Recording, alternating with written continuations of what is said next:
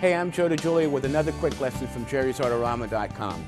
In this quick lesson, we're going to be doing the water-based varnishes by Matisse. In this case, we have the MM7, which is the polymer gloss varnish, and it is a gloss medium.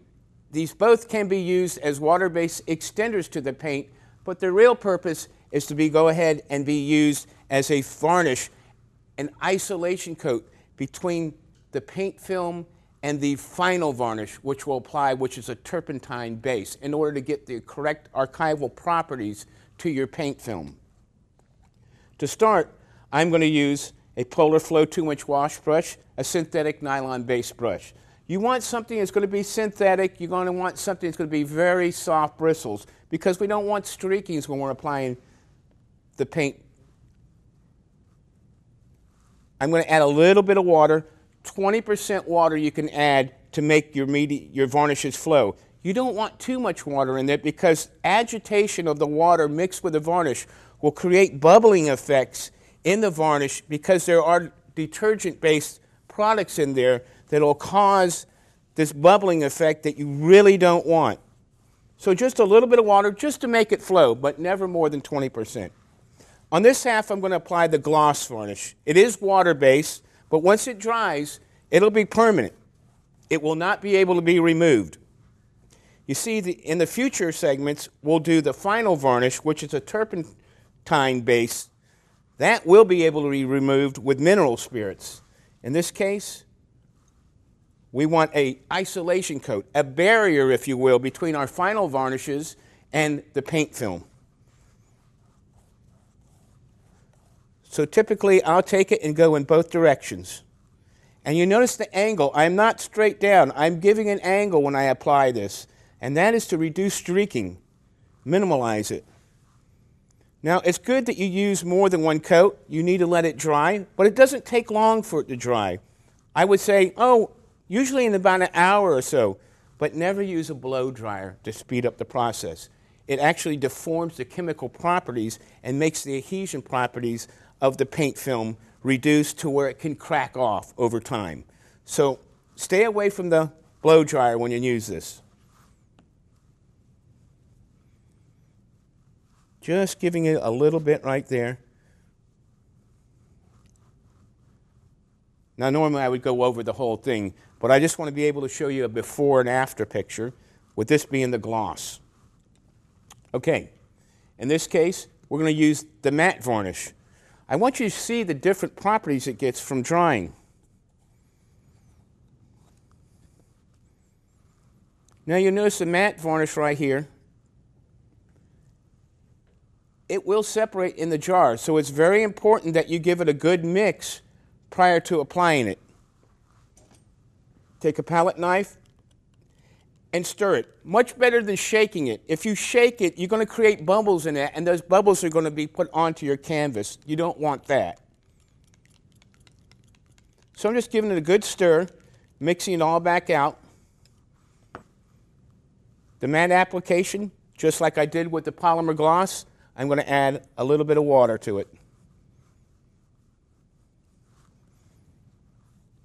Now you see, when I apply this, it's going to have a more white, milkier appearance when it's applied.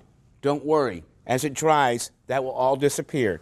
That is the matting agent in the varnish that's going to create that flat look that you're looking for. And this is very good when you want to do paintings that are going to be photographed, because then you don't get the light bouncing off it from the flash. So matte is a nice way to go when you're photographing art, or you're going to have your art to be photographed. Now, in my case, I don't like it to be flat and matte on my particular work, and I don't like it to be bounce off shiny high gloss. I like a little bit of in between, so I came up with a recipe. Actually, it's one my wife came up with, that we mix a little recipe of gloss and matte together. Now you see over on this painting here, the finish is a satin. So what we want to do to create that satin effect is we make a mixture of a 40% solution of the gloss, 40% solution of the matte, and then the other 20% we'll use water.